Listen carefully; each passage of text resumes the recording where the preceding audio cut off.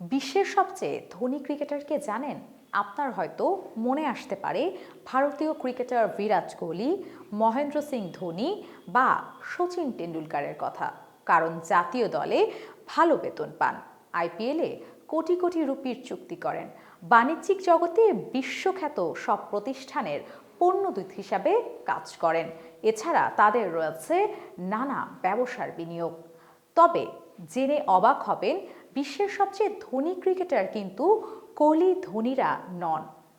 এমন একজন যিনি মাত্র ২২ বছর বয়সেই অবসরে গেছেন। অল্প বয়সেই ক্রিকেট ছেড়ে দিলেও তিনি হাজার হাজার কোটি টাকার মালিক। এই ধনী ক্রিকেটার ব্যবসার মাধ্যমে হাজার কোটি টাকার মালিক, আবার ক্রিকেটার হিসেবেও ছিলেন পেশাদার। ভারতের প্রথম শ্রেণীর ক্রিকেটের শীর্ষ প্রতিযোগিতা রঞ্জি ট্রফিতে সেঞ্চুরিও আছে তার। শুধু তাই নয়, আইপিএলেও একটি দল নিলাম থেকে তাকে কিনে নিয়েছিল। এই ধনী ক্রিকেটারের নাম আর্যমান বিরলা।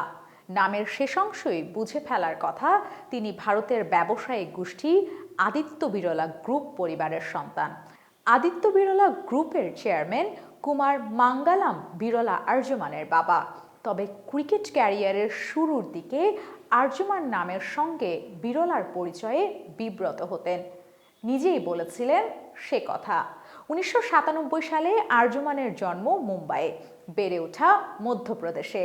শৈশব ক্রিকেটের মজে যাওয়ার আর্যমান দ্রুতই জুনিয়র ক্রিকেটের গণ্ডি পার করে সিনিয়র পর্যায়ের জায়গা করে নেন। ২০১৭ সালে ভারতের প্রথম শ্রেণীর ক্রিকেট শীর্ষ প্রতিযোগিতায় রঞ্জি ট্রফিতে অভিষেক হয় তার।